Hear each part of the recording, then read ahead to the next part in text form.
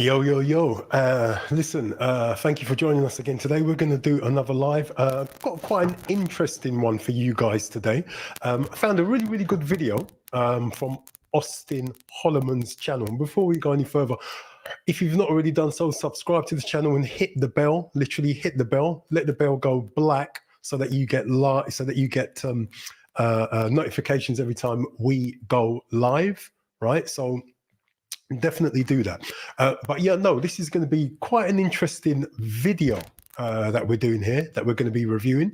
It's from Auston Holleman's channel, okay? And what makes it interesting, he's got a great channel anyway. If you've never heard of the guy, go over there, subscribe to his channel, Auston Holleman. He's in Kenya at the moment. And as you know, I've been doing a lot of streams about Kenya, mainly about the property market, about relationships as well, but mainly about property, mainly about how you would sustain yourself if you were to relocate to Kenya. I understand property, so I've been basically focusing in on that. I understand that you may want to rent when you go, but at some point you may want to stop throwing away money on rent, which means purchasing an apartment. I've been focusing in on rental apartments that you can live in when you go there. That's what I've been focusing in on. But in this stream, I really wanted to have a conversation about, about what it's like to actually be living in an African country. Specifically, I wanted to have a conversation about Western men from whatever part of the West you're going to move from, Western men that move from the West and move to an African country. In this case, Kenya, but to be quite honest with you, you can extrapolate what we're going to talk about to any African country, all right, to any African country. The conversation that we're going to be reviewing, we're going to be stopping it, having a little bit of a chat, breaking down what the guys are saying. And what's good about the conversation is that you've got a mix of ages. Really, really interesting conversation, right? I think they're all from America. These black guys are all from America. You've got one guy who's pushing 60. So I think he says he's about 59. You've got another guy, I think, who's around about 50. Auston Holleman is about 24 years old, I think. I think Austin's 24, 25. And then you've got another young brother who's I think probably around the same sort of age as Auston. All right. So you've got a mix of ages going on there. The guy who's pushing 60, effectively, he's a retiree, obviously retired to Kenya. I think they're all in Nairobi. So they're basically at different stages of their lives, but all of them have found a home on the African continent in Kenya. All right, so that is the beauty of this stream. So we're going to be doing that to begin with, but stay with us because we're going to go back to Nigeria and we are going to be just a quick conversation about the ability to find a wife in Nigeria. We're going to be looking at that. And the fact that, there's the women in Nigeria are the same as physically speaking, same as the women that you would find in the UK, same as the women physically that you would find anywhere in the Caribbean. My family, as you know, come from Jamaica, same as the women that you'd find in North and South America.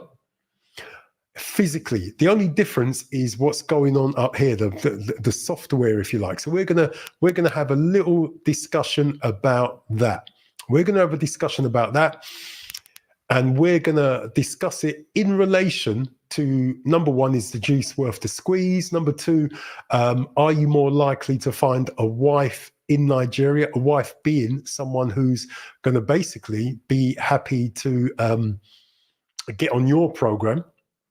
Whether you're religious or not, whether you're Christian or not, whether you're Muslim or not, or someone who's going to basically fight you to sit in the chair, right?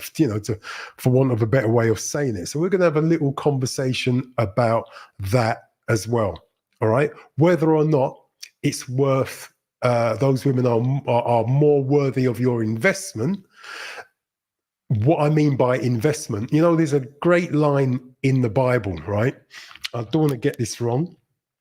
So God, what is it? I knew it was going to escape me. I've had this line in my brain all day long, and it's gone and escaped me. Right, but don't worry, it will come back. It will come back. Yeah, that's it. Submit to your husband as of to the Lord, who gave himself up a living sacrifice.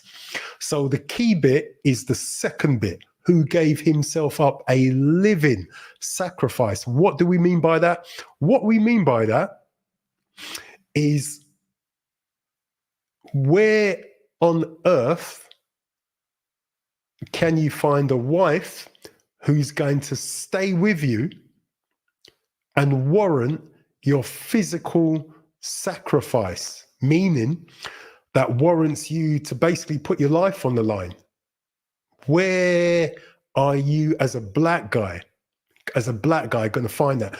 Bearing in mind the levels of divorce in black communities worldwide, in the West, whether it's in the Caribbean, the Americas, or the UK or Europe, bearing in mind the levels of divorce and separation amongst us as black people, are you likely to get a better deal and find a woman who's less likely to basically take everything you've got and run away? Are you more likely to get a better deal somewhere on the African continent? And when you have this conversation, a lot of people will look at you as a man and say, you're not, as a black guy, and say, you are not allowed to have that level of conversation. You need to shut your mouth, put up and shut up. You're not allowed to have that level of conversation at all. So, you know, but on this channel, I think we need to, because as a guy that's born and brought up in the UK, I've come to the conclusion that if you find a lifelong wife, a black woman who wants to stay married to you in the West, you're a very lucky guy. You're a very lucky guy. A lot of guys that I know a lot of black guys that I know simply haven't found that in their small part of the West. So the reason why we're analyzing Auston Holleman's video and that conversation, and the reason why I've begun to focus on emigrating to whatever part of the African continent that you're happy with, the reason why I've begun to focus on it and try and avoid the conversations of everything else, right, is because I think there's a solution there. Effectively, I think there's a solution there for black guys. I think there's honest purpose there for black guys on the African continent. I think there's true bona fide community to be had and contribute to on the African continent. I think all of that exists. I think it's a real solution to our problem as black men living in a part of the world where our instances of poor mental ill health, could be in the States, could be in the UK, is a lot higher, where we've got instances of racism and all the rest of it, whether we want to admit it, talk about it or not, whether people try to gaslight us and say you're playing the race card and all that, which is what people do. Even black people do that, right? All of those bits and pieces, right? Really, this is about simply saying, you know what? Where is there a better life for us? Where can we find, as black men, a better life for us? Not just us. If you're married, maybe for you, your wife, and your kids, actually, maybe for all of you. Where is there a better life to be had? Where is there going to be a place better for you to bring up your kids? Where is there going to be a place where your wife, if you're married, can be around not just other women, but other married women? Where can you find a community of other black people, maybe, that you can actually pour yourself into? Where can you find a country, a place to be that you're not going to get stopped and searched in crazy high numbers, where you're not going to be made to feel like the other, where you're not going to be othered, Where can you find it? Where can you find it? I'm not saying you're going to move to the African continent and immediately fit in, because obviously, one, you may not speak the native language. You've got to learn it. You've got to relearn. You've got to learn how to exist in another culture. I get it. I'm not talking about El Dorado.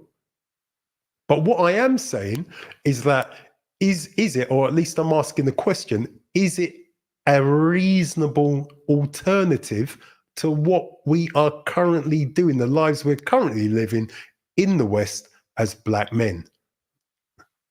That's what the channel's all about. It's saying, are there any alternatives, or do we have to live in cold countries with like a lot of us do, isolated lone wolves on our own until we're dead as Black guys? Is that with our with our children not even living under our roofs? So that is really what the channel's all about. Personally, I think there's solutions on the African continent, which is why I focus on that. Basically, just trying to stay positive. That's really what it's about. I don't want to wallow around in the negativity of everything else. So, and I think that's fine. Okay. So, without further ado, listen.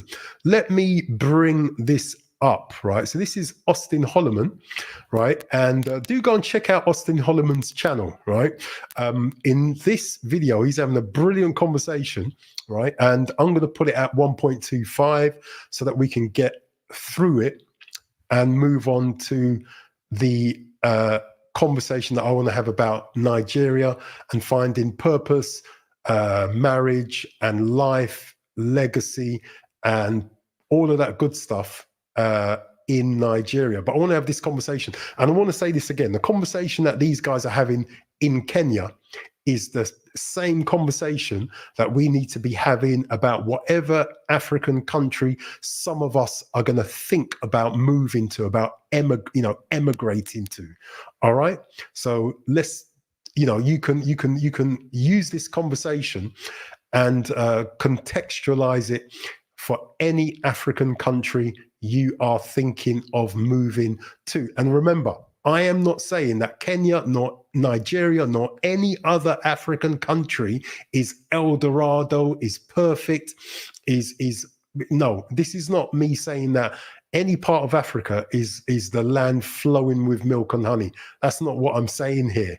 That's not what I'm saying here. So don't listen to this and think that, he thinks it's perfect on the African continent. No, come on, man, grow up.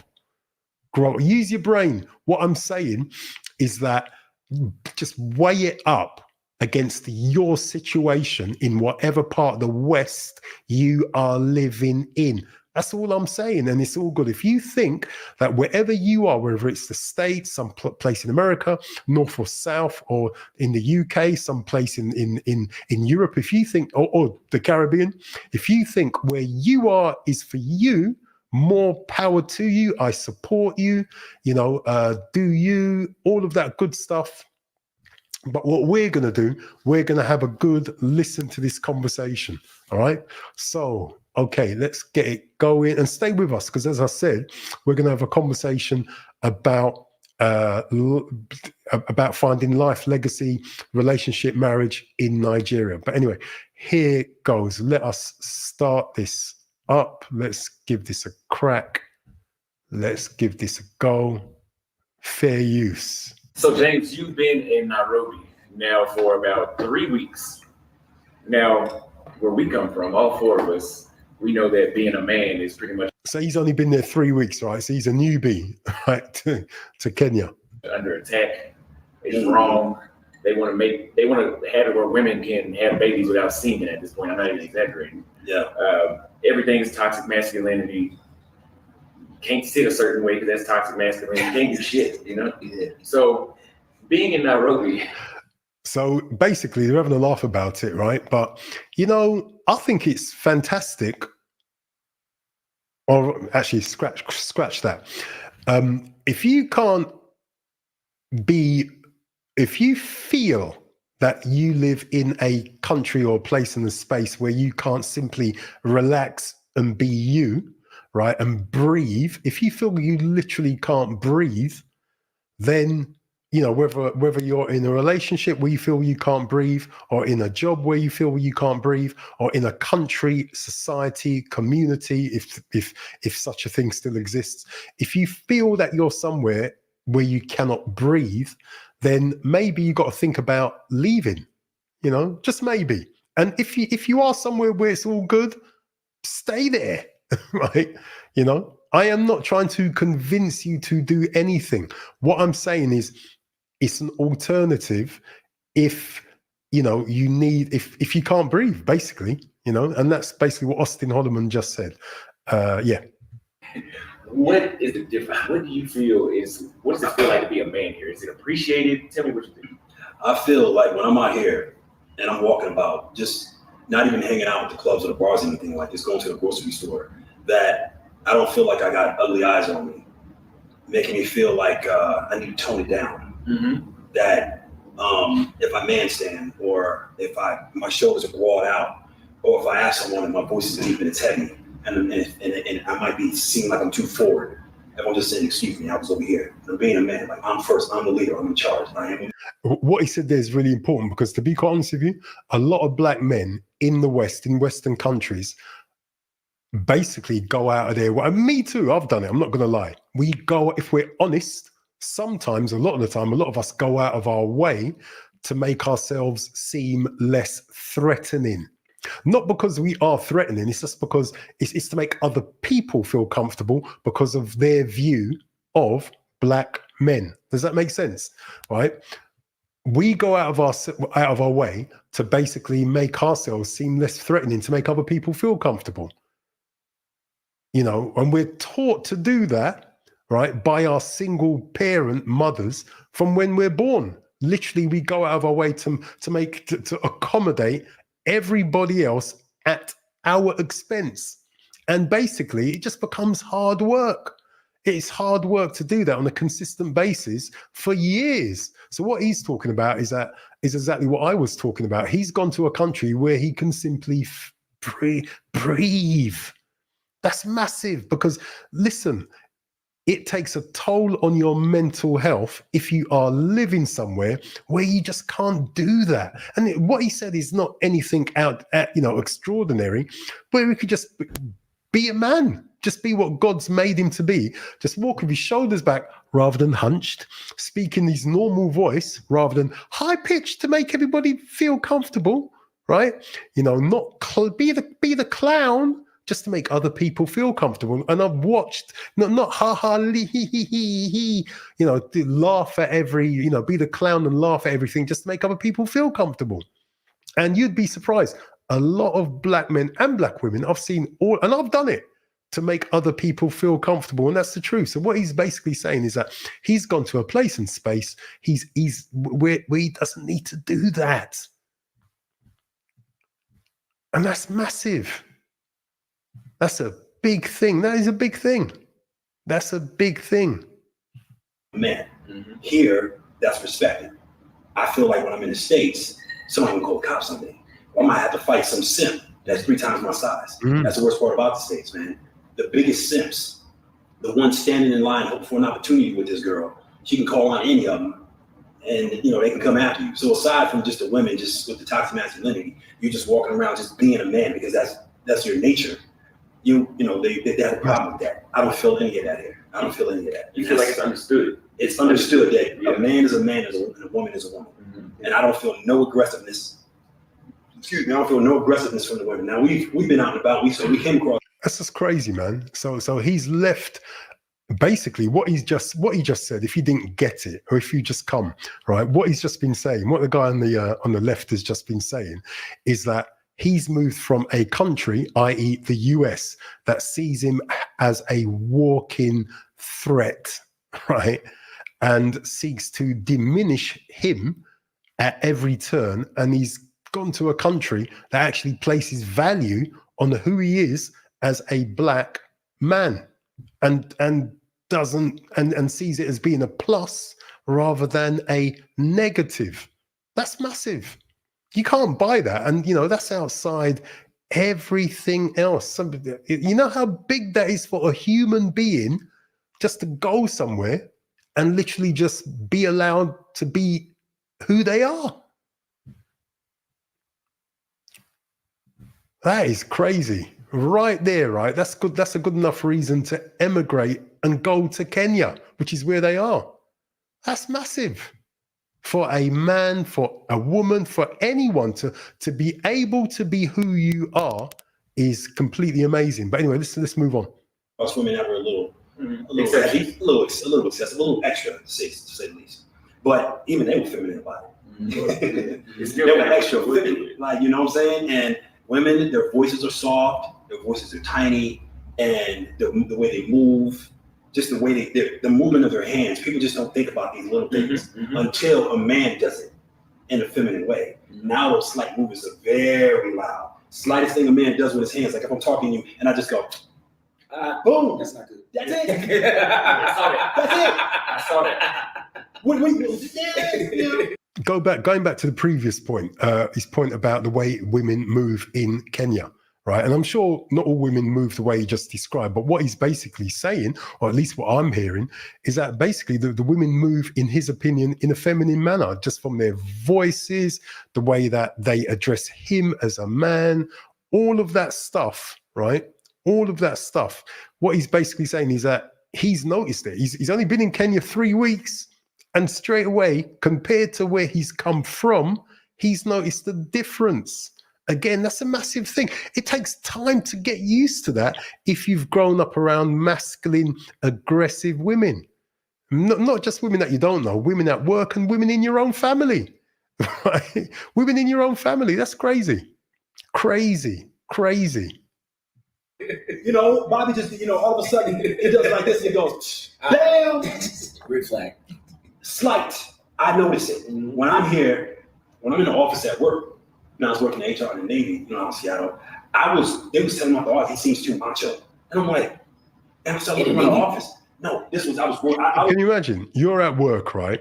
In the States or in the UK or anywhere else in the West, and someone complains to your boss that you seem too macho. What the hell does that mean? And you're just being you. You're literally just being who you are. And you get complaints saying that you seem too macho. So in other words, they want you to change who you are to make them feel more comfortable, to make other people around you feel more comfortable. You got to what? Tone down your masculinity so it seems less macho. What the hell does that look like? Right? You understand me? It's just crazy. It's just to make people feel so. People are threatened by your masculinity. As a black guy, people are threatened, right, by your masculinity. And you were born like that. God literally gave you your masculinity.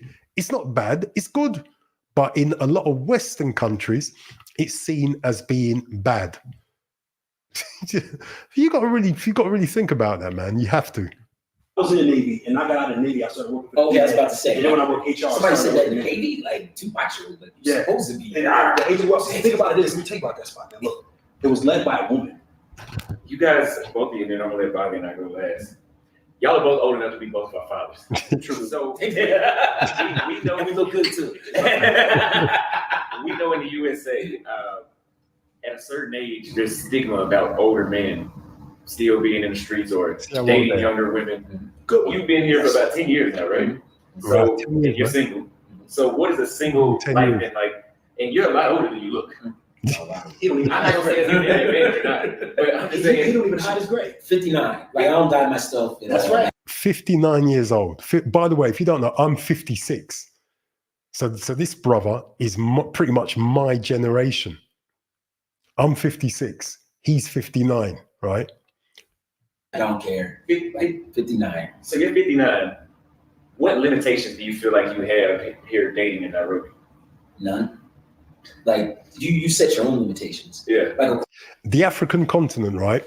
The women, from the ones that I've spoken to, see age differently. They look on older men as basically being able to provide There's no social benefits, as far as I know, in any African country. I'm not sure about South Africa, but generally speaking, there are no social benefits.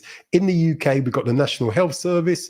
You can get your rent paid for you from the government. There's a lot of benefits for people, especially if you're a woman, right? But on the African continent, nah.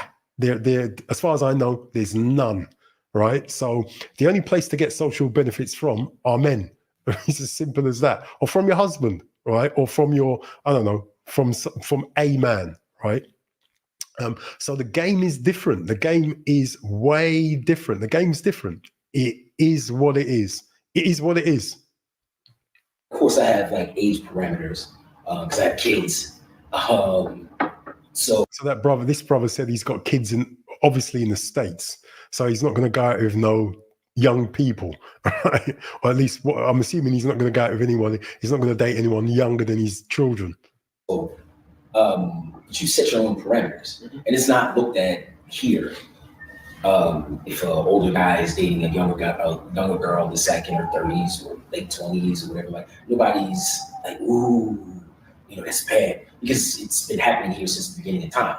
Older guys had, like my friends, their fathers and grandfathers have multiple wives, and grandfather might have had 10 wives, and it was respected. The only thing I'd say, listen, as long as you can look after them, right? As long as you can work with them and look after them, it is their culture. Their culture all over the African continent is changing, right? It's becoming more westernized, right? But it's not where Western countries are at. And honestly, I doubt it ever will be, because as I said, there's no social benefits. There's no social pot that anyone can go and dip in and draw money from.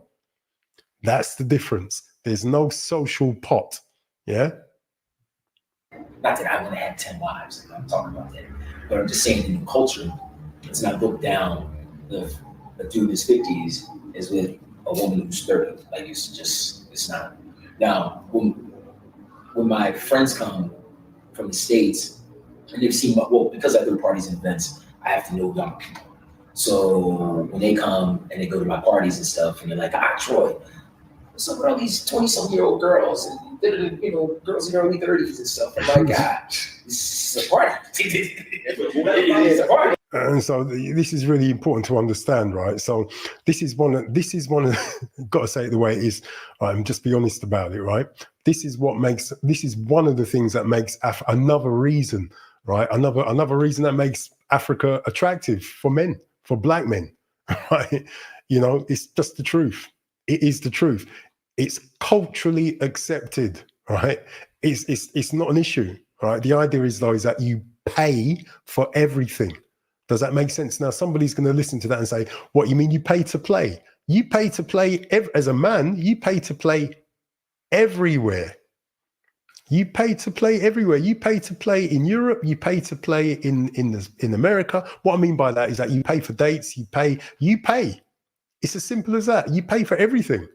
It's just that on the African continent, the chances are you're going to get a woman who's going to be a little bit more loyal, and a woman who's going to really, see you as being her head, see you as being, her leader. And that may be partly down to spiritual belief, being a Christian or being a Muslim. But the bottom line is, right, that is what she expects. She expects you to be her leader. She expects you to be ahead. She expects it. She expects you to be what she thinks is a man, a leader. That's it. And part of that is that you pay and you protect. You do those things.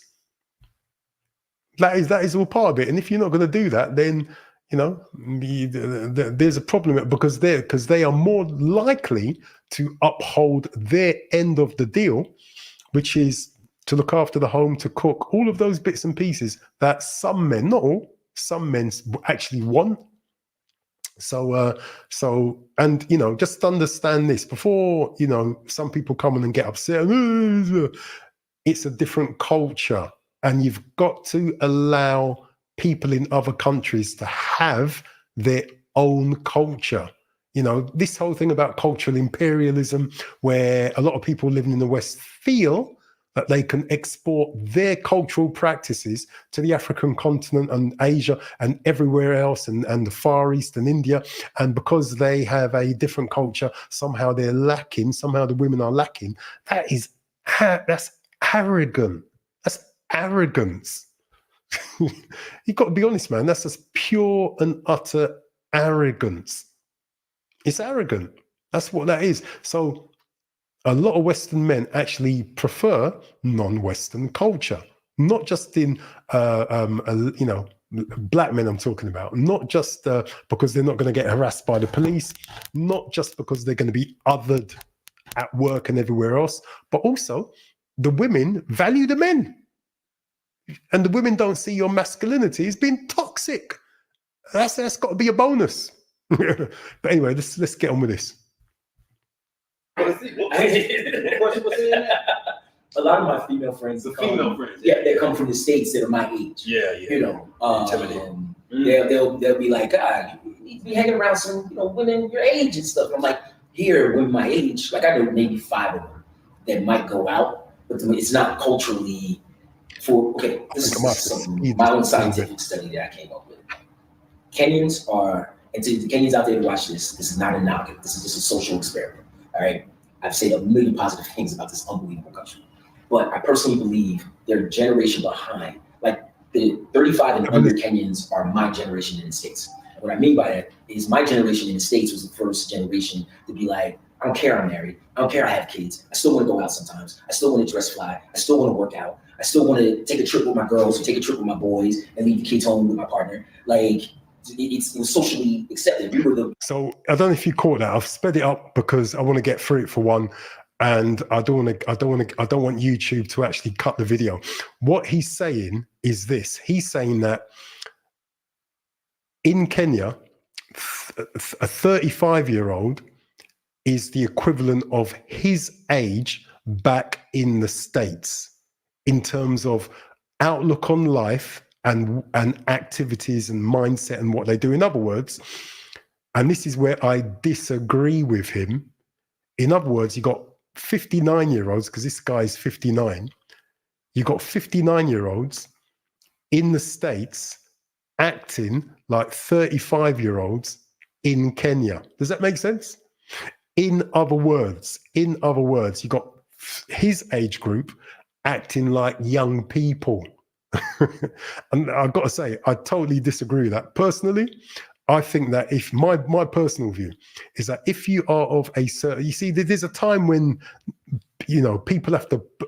adults have to put away childish things and start doing something differently. You can't act like a 35-year-old all of your life. You can't act like a 25-year-old all of your life. There's a time in your life, in just my opinion. This doesn't mean that you stop having fun, but there's a time in your life for everything. It's as simple as that. There's a time in your life. That's just my opinion. It doesn't mean you stop having fun. It doesn't mean you stop going down the gym. It doesn't mean you stop having parties. It doesn't mean you stop going for a swim. It doesn't mean you stop enjoying yourself. It doesn't mean you stop having a drink if you like drinking. It doesn't mean you stop doing any of that. It doesn't mean you stop DJing. It doesn't mean you stop pursuing what you're interested in. It doesn't mean you stop playing guitar or piano or any of that good stuff. It doesn't mean you stop. But there's far too many of us, whether it's in the States or in the UK, there's far too many people of my generation, right, who party like we're 20, like we were 20. The mindset, right? The mindset is wrong. In my opinion. And that mindset is what's led to women like Vivian Fox, right? What did she say the other day? That at 60 years old, I think you get the point, right? So there's a time for everything. And there's going to be a lot of people that are going to there's a lot of people that are putting out the wrong messages, telling particular groups of people, right, that they can do at 50, right, what their grandparents used to do at 24. if you're understanding me, right? So no, that's the only point I disagree with this brother, right? Seriously, right? I get it. You can, no, but generally speaking, African cultures in a lot of ways are a lot more conservative, right, than us in the West. I know it's changing. I get it. But this whole thing about saying that, my age group, you guys, on the African continent, in this case in Kenya, are, act like old people, which is basically what he's saying. There's a reason for that. People have to take up responsibilities and become pillars of their community and let the 18-year-olds be the 18-year-olds. My son is 18, right? I don't want to go to the same bar as my son. I don't want to. Not that he goes to bars because he doesn't drink. But if he did go out and all that, I don't want to go to the same clubs as my son. I'm married. Personally, I'm married. But if I weren't, I wouldn't want to go to the same clubs and bars as him and do what? Compete for the same women, right? Which is what a lot of, anyway. But I don't want to do that. I don't want to do that. A lot in the West, trust me, a lot of mothers and daughters do that. But I don't want to do that, man. So you have to you have to leave Auston Holleman's generation to deal with his women, man, to some extent, or at least do their thing. It's not just dealing with the women. Let's say scratch that. But how we act at our age, come on, man. You got to leave some things in the past and move on.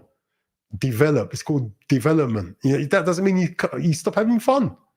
It doesn't mean you stop having fun and looking after yourself and doing what you do. It's just that, I used to go parties. In fact, we used to make parties. We used to host parties, right?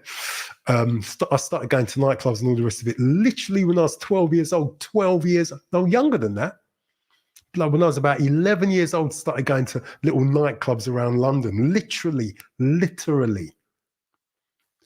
And I remember being in a party when I was about 28, and I remember thinking to myself, I've done this before. It just got boring. I was just doing the same thing for from the age of about 11 up to the age of about 28. Well, so how much longer was I going to be doing the same thing, going to the same parties, listening to the same music, doing the same thing? How much? Nah, come on, man. I've got to go and do something else. So anyway. My generation was the first to do that. When I go back to homecoming this year in October, Howard, everybody's going to look freaking amazing. And everybody's from 50 to 65 and look freaking amazing. Because they take care of themselves. I can't even understand. The 35 and under crew here is like my generation. Like I can see the 35 and under crew here taking care of themselves once they get into their late 30s, 40s, and 50s. Since I've been here, even gyms, there was 2-3 gyms when I first came here. Now there's damn near 100 gyms everywhere. It's because of this crew of people that are like, hey, I want to work out. I want to look good. I want to be healthy. And that's why I find. And by the way, that is a good thing. So that bit of it is not what I'm talking about. I agree with him there. If that's all he's saying, I just want to look good. I just want to I just want to exercise. I just want to eat well. I just want to avoid fat, salt, sugar. I want to eat a plant-based diet. I want to do all of those things. I totally agree with that. Okay. And I would say our generation more than likely do all of that, probably more so than a younger generation, really. But anyway. Myself, I'd say damn near 75 to 80% of my people I hang out with here are 35 and under. Because the older Kenyans that are my boys, only a couple of them like to hang out. The rest of them are very kind of, they just set in their ways and they don't like to. Yeah. Even if they're single.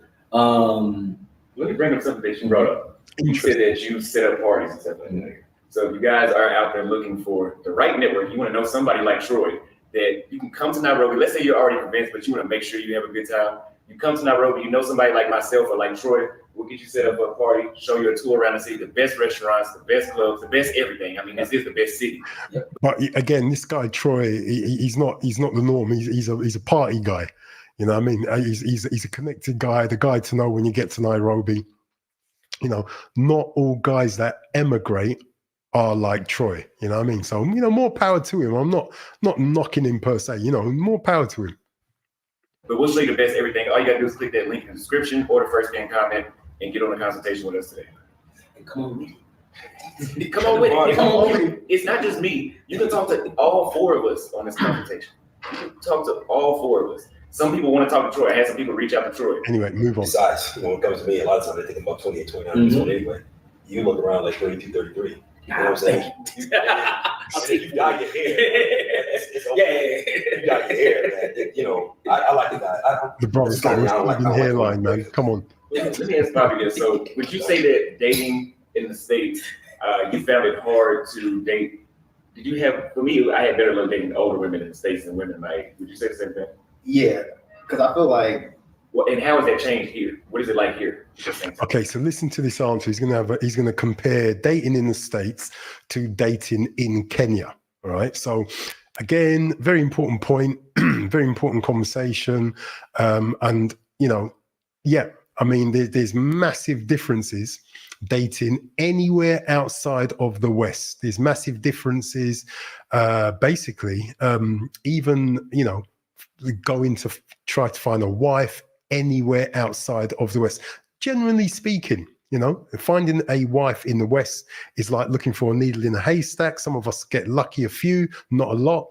You know, I personally feel that I got lucky, but, you know, the Bible says he who finds a wife finds a good thing, obtains favor from the Lord. What that scripture actually means, listen, is that wives are rare and hard to find.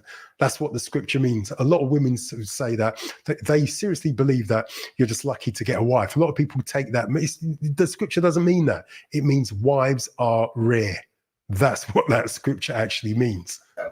Yeah, I feel like older women in the States are way more open because I feel like they realize the game. Like younger women in the States feel like they're the prize. Open. You have to damn near tap dance, backflip. Yeah, it's like you're going for a job interview, talking to these chicks. Like, and they make it so like hard to like just get to know them at times that I can understand why. Like if you don't have like a strong mindset and a lot of confidence, you're not gonna want to talk to the girls. Like my younger brother, he just refused to even talk to them. He just gave up. I have to like push him to talk to women. But here, I feel like, and that's the deal. You see, did you hear that? He said his brother in the States basically just gave up talking to women. Now, a lot of people would then say, "Oh, you're an incel. You're an incel." No, he just thinks the juice isn't worth the squeeze. It just thinks the juice isn't worth the squeeze. The money he's being asked to pay out on dates, not coffee dates, dinner dates, and this, that, and the other, blah, blah, blah, blah, blah. There comes a point where a lot of guys have just said, you know what, this juice ain't, it just ain't worth it. This juice isn't worth the squeeze. It's just not worth it. And they get called names. They get called names. They get called this, that, and the other, blah, blah, blah. But, you know, if you know, but there is that feeling that, you know, this isn't worth it. Surely there has to be somewhere on earth that's better than this. And the more, you know, more and more, the more guys that I talk to in, you know, whether it's in the UK or somewhere else in the West, the States, that's the sentiment, man. So there's got to be somewhere else better than this. There has to be. There has to be. There has to be. You know, there has to be. You know, just like that last line in the Planet of the Apes, where Taylor, go and watch Planet of the Apes, the original one with Charlton Heston. At the end of the film, he says to Urko, he says, surely there's got to be somewhere on earth that's better than this. Right. And, you know, he got on his horse and he went to find it. So, you know, sometimes people just think, you know what, I ain't doing this no more. I'm not going to date. I'm not doing it. It's just not worth it. It's not worth my time, my energy, or my money. You could call me all the names under the sun. You could slag me off. You can say I'm this, say I'm that, but I'm out, basically. But anyway. Women encourage you to talk to them. Like, they will give you signs like, hey, come here like that, wink at you, they'll do everything. They will make it known that they have interest in you. And I feel like that's so refreshing. Like, because I want to touch on something earlier that James said about like the masculinity. I feel like they encourage masculinity here because all the women that I talk to, they're like, that's an interesting concept, right there. He's gone from a country that literally thinks your masculinity is toxic to a country that encourages your masculinity. That's massive. I'm so happy when I'm with you because like I feel like I don't have to think. Like you just control the situation. And, like I feel like I could just wander around like what was that movie? It was some old movie. She says one girl named some old movie. She was like, I'm like Dorothy or something. Like I don't remember the character, but they basically were saying she was like, I could be in my femininity because you're controlling the situation. Like you're the man. I don't have to think about nothing, and I love that. And I was like, damn. Right. And in the States, it's kind of combative. It's like you gotta like, damn, you gotta come home, you gotta argue with her, and be like, yo, can I get something to eat? Like, it's your own plate. Well, like the women say, you can't handle this. Yeah. You can't. You have to be more masculine than me. Wow. Like if I challenge you, like if I put you in. It's interesting, isn't it? Can I have a plate of food? Go on, get it yourself. Do it yourself. just you're so but you're eating. I don't care. Go up and dish yourself up a plate. Wow. But yet remember, you're expected to pay for the food that's in the fridge. You're expected to pay for those dinner dates. You're expected to basically make sure that everything's sorted. And anyway. In the head, you got to know what to do. If I push you, if I do something like this, if I knock your drink over, what are you going to do? You going to be a man about it? Yeah. Being a man about it in reality is fuck out of my house. Well, the thing about femininity now in the States is, and especially amongst our women, Black women, it's about how difficult or how much stress can I put you through. And if you can't deal with that, you got to realize. At this point, they're going to talk about African-American women in the States. But the bottom line is I see it as Western women, Western Black women. The women in the Black women in the UK or any other part of Western Europe, to be quite honest with you, all pretty much the same, socialized a certain way. All right. But anyway, and I'm not trying to really make comment on any of that. These guys are talking about it. That's not the main point of why I'm looking at this. It's more holistically, I'm looking at this in the round, right? Whether or not where we can find a better life as Black men. That's really what I'm trying to focus in on, not this whole thing about women and modern women and blah, blah, blah. That's only part of it. All right, I'm gonna make it clear.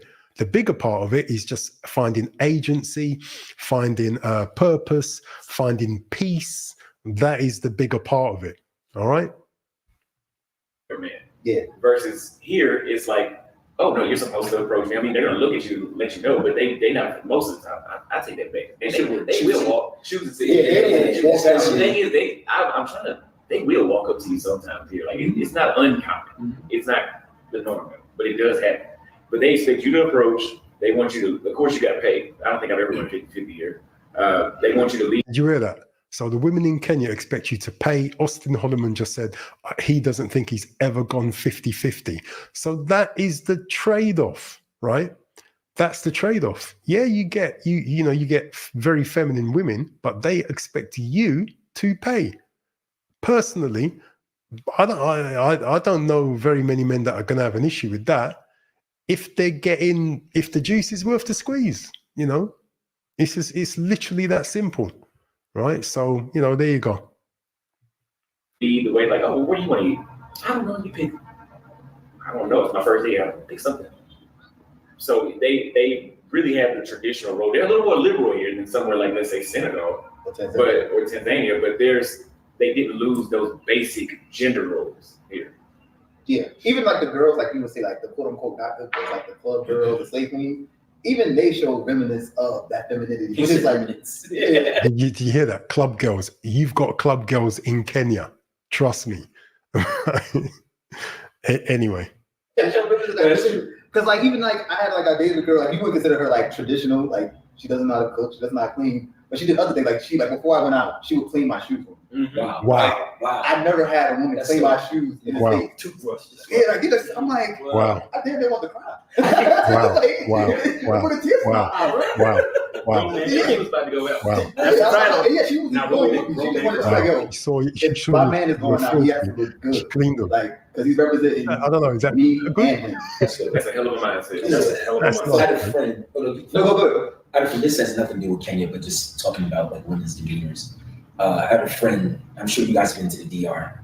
I'm not going to watch we all work of in it. the advertising business. It's a long video. I'll do a few more minutes. He was supposed to be meeting up on a Monday. He was supposed to fly back on Sunday. So he calls me Monday morning. He's like, "Yo, boss, I'm not making the meeting. I'm still in the DR." I was like, "Dude, we got a meeting." He's like, "Troy, listen." He was like, "I got to tell you something." He was like, "Last night I woke up at 3:00 in the morning because the girl I've been rolling with, she wasn't in bed, and she wasn't in bed for a while. So I was wondering where she was." Oh, no, we have to talk. He's like, "Dude, I got up, went to the bathroom. She's in the bathroom, hand washing my underwear." He was like, hey. And I want to make it clear, you're not. These guys are retelling interesting stories, right?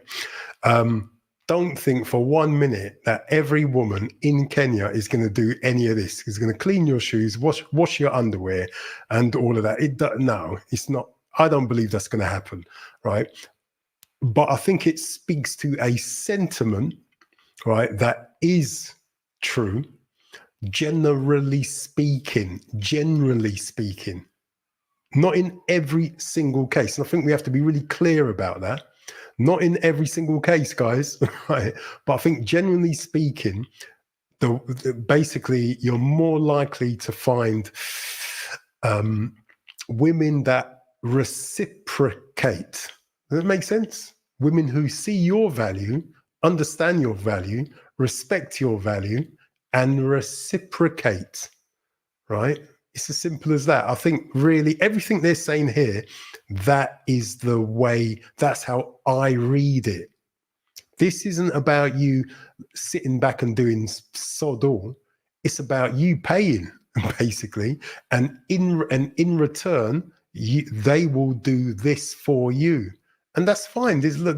That's fine. Now, some people are going to listen to that and say, that's transactional. That's a transactional relationship. No, you're talking about a man's purpose, which is to provide and protect. This is, a lot of guys may not believe that a man's purpose is to provide and protect, right? But if somebody breaks into your house and you go and hide behind your wife, right? Even in the so-called modern world, there's going to be a lot of people, including your wife's family, who are going to, first thing they're going to say is, where was your husband? Where was Jack? And you're going to have to explain why you didn't basically, why you hid behind your wife. It's literally that simple. And that's in the West. Right? So, to call a relationship transactional is not necessarily bad, as long as both parties are getting something out of it, basically, and as long as there's respect going on there, respect and love, as long as she respects you and you love her, right? The Bible says again, God so loved the world that he gave his only begotten son, right? The idea is that you die for your wife. You put your family, you put your life on the line as a husband. That's the trade-off. That is the trade-off for her seeing you as her head. Does that make sense? That's the trade-off. So as long as you're happy with the trade-off, guys, that's what this is all about. As long as you're happy with that trade-off. And hopefully that's clear, right? And again, everything these guys are saying, these are Western guys, left the States, gone to Kenya, right? And they're just retelling, if you like, some of their personal experiences of their friends. You're not going to find this in every circumstance, but it's the general picture that I think we need to understand, right? What are you doing? She's like, I knew that you wanted to spend extra time and you didn't have extra underwear. So I wanted to make sure that you were all right. He's like, when she hit me with that, I was like, freak the meeting on Monday. I'm staying extra weekend. Right. Change your whole. And again, when you're not used to your girlfriend or the women in your family, if you live in the West, doing anything for you, when you're just not used to it, when you're used to being slagged off by the women that you know, belittled by the women that you know, you go out for a dinner party and all the women around the table, whether it be in the States or the UK, all the women basically slag you off. They may be microaggressions, just dig. You men, just little digs at the men. When you're used to that, when you've got big digs, be verbally aggressive, when you're used to this belligerent loudmouth, when you're used to that, right? When you experience something different to that, it's mind-blowing. You don't know how to take it. You don't. I mean, I'll be honest, right? I'm married, right? My wife is half Nigerian, half Ghanaian, right? The things she does for me, right, honestly, I've never told her this, but it took me a while to get used to it. Just her whole manner, right? It's just like, I mean, and before I met her, I've dated a lot of women, right? But I can't honestly remember another black woman acting the way she acts towards me, doing the things she does. It took me a while to get used to it because I'm going to be really honest. I wanted to see if it was all fake. I wanted to see if it was fake. Man. I'm not lying. I wanted to see if it was fake. And so I get the sentiment of what this guy's saying. You just think, rah, did she actually do that? No, I've never had no woman do that for me. I've never had a woman do it for me. I've had a woman try to use me. I've had a woman tell me you expect me to pay for everything and give me nothing in return. I've had a woman back chat me, mouth. I've had a woman, I've had women around the dinner table, guys and girls. I've had the women basically just berate the guys and expect the guys to say nothing back. I've had a woman put a finger in my face as if basically I'm not strong enough to break it. I've had all of that. Right? I've grown up with it. Those are just the women in my family, right? Let alone women that I don't know. I've had all of that. So what these guys are saying is, when you're confronted with a woman who's friendly, just woman who's nice, just nice, on a consistent basis, on an ongoing consistent, just nice. It's just crazy. You're always waiting for that woman that right, to come out of the woodwork, because that's what you're used to.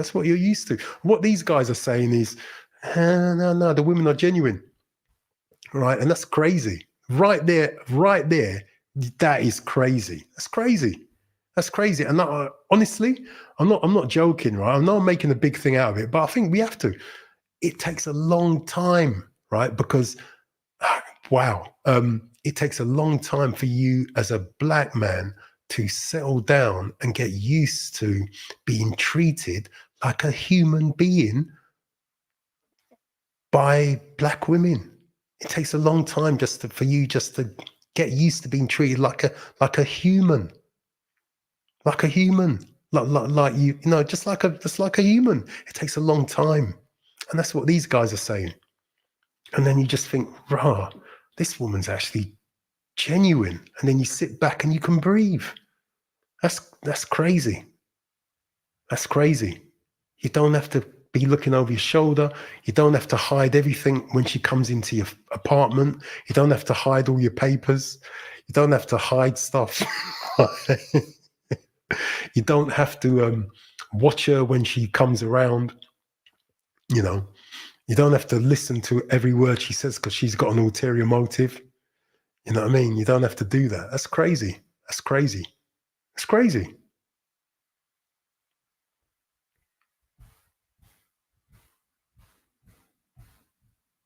That's just that's mad. And you know what I said to him? I understand. I understand. Stay as long as you want. That's a good point, though, because I feel like that's lost in the States, because it feels like women don't want to embrace their femininity no more. It's like they want you to be feminine, and it's like the roles have literally switched. Masculinity is an inconvenience to them. Wow. If you want to be a man in America, that's inconvenient to a woman. There's a Grandmaster Flash song in it. can't. I'm not going to rap in an American accent. Don't worry about it. But you can't tell the women from the men sometimes. It's sugar and spice and all things nice. But when you get them home, ain't no telling what you find. I don't know how relevant that is to this. But what they just said that just then is just sad, basically. But whatever. Right. It's inconvenient that you looked at her. Sorry to cut you off. Yeah. It's inconvenient that you looked at her. It's inconvenient that you sent her a good morning text. You've seen them complain about good morning texts. Yeah. Yes. What is this? So I had to go reject me and literally lose my number because I said there's whole. What is the thing about good morning? I don't know. No, they don't like it because there's a whole trend on TikTok where they just show dudes sending good morning text. And I don't look it's at not just on TikTok. That's real. I don't life. look at TikTok. Real I'm a life. content Good morning creator. is not acceptable. I know So, how you get content from TikTok. Queen, gorgeous. I'll be really honest. I don't look at TikTok. If I'm really honest, I don't even really do social media. It's just boring. I find it boring. I'd prefer to go out and do something less boring instead. That's from a program called Why Don't You? A children's program. But anyway, no, I don't really do social media. I just can't be bothered to sit down there and look at a screen non-stop, just like that, all day long. I can't be bothered. You're corny. Are you kidding me? No. Oh, shoot. Yeah, keep in mind Troy's been here. Yeah. I didn't know that good morning was not acceptable anymore. So No, you're supposed to the Cash App. that's acceptable. Yeah. So good morning is an inconvenience. Good morning is an inconvenience. Wow. Approaching is an inconvenience. Like James said, walking up, the head up, shoulders out. That's an inconvenience. That's toxic masculinity. Wow. If you So if you've got a son, my son's 18, right? So if I teach him to basically walk with his head up, shoulders back, with confidence, with self-respect that God gave him, that's seen as being toxic.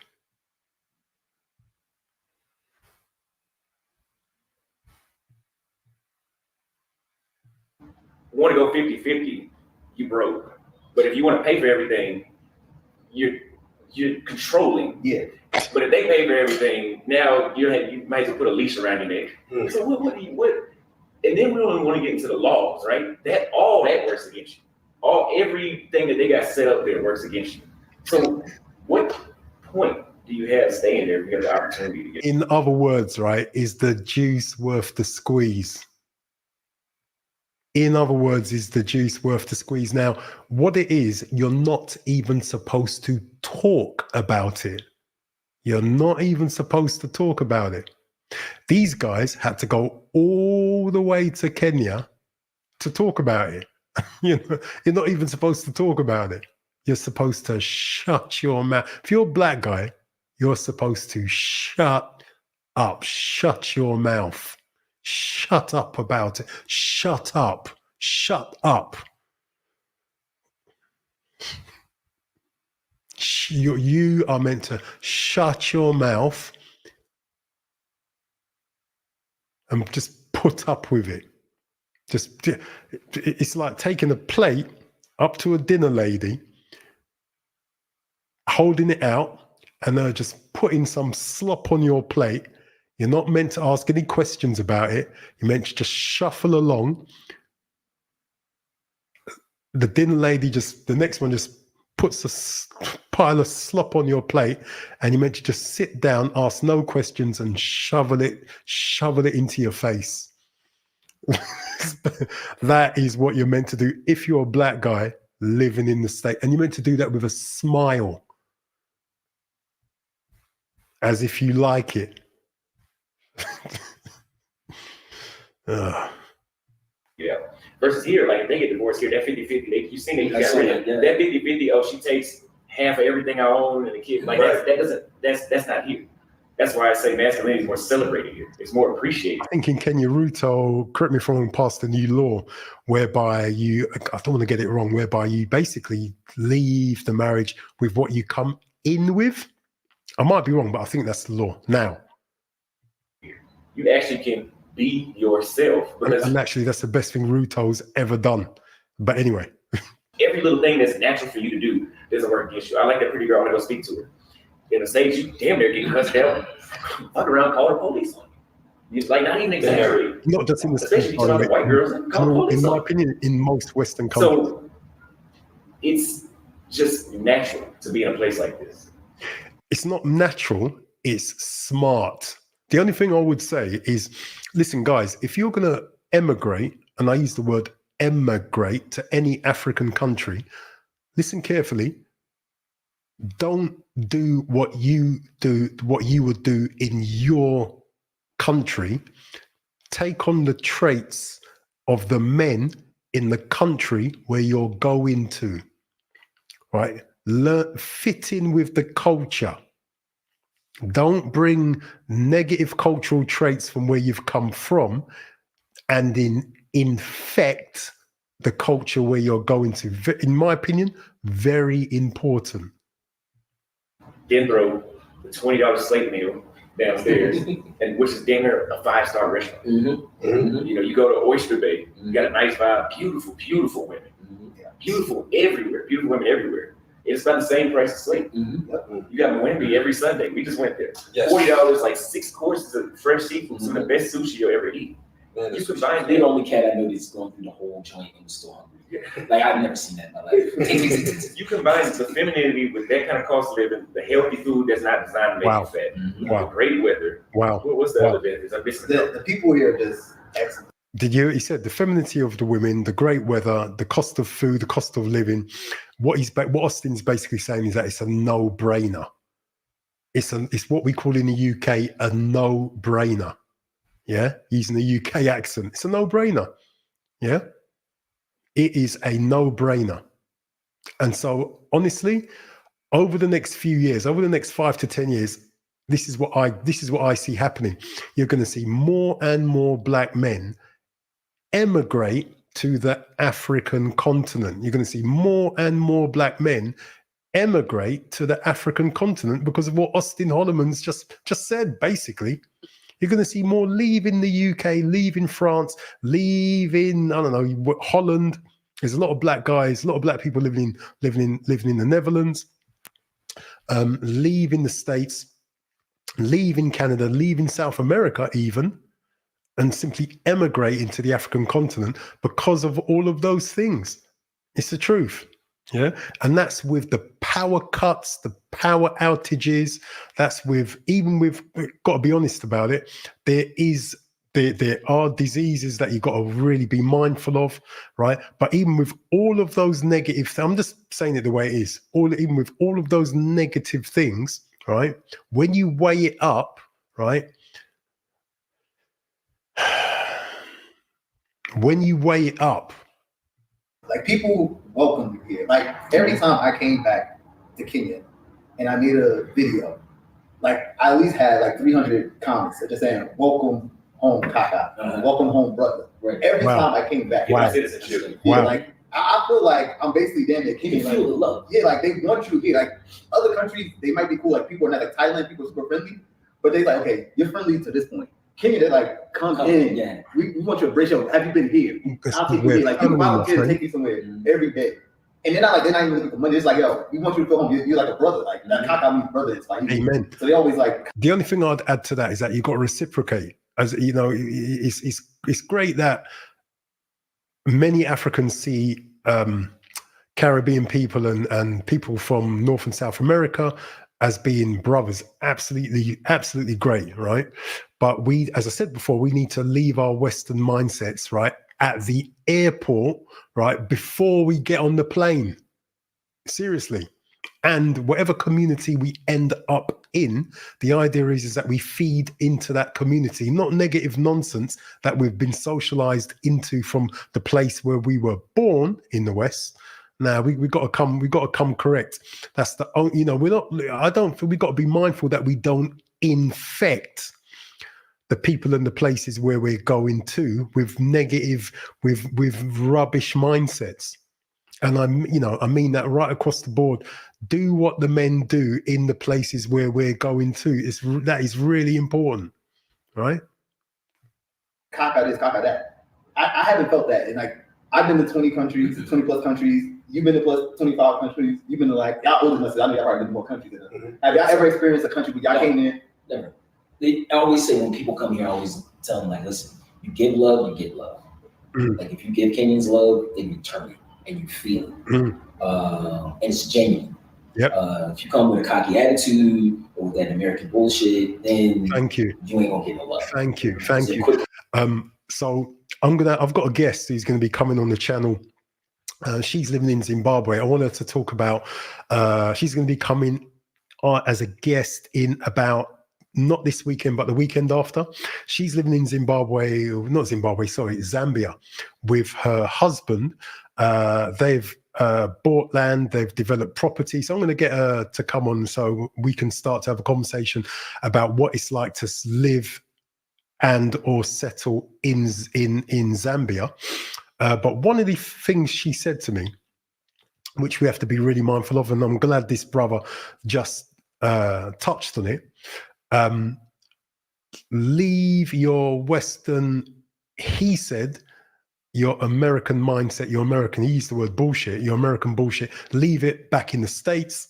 I would say the same for any black Brit leaving, I hate the term Brit, but anyway, any black British person leaving the UK and going to Kenya or any other part of the African continent, leave that superior mindset. Leave it at home. Leave it. Don't even get on the airplane with it. If you check your superior mindset, check your superior mindset. Leave it.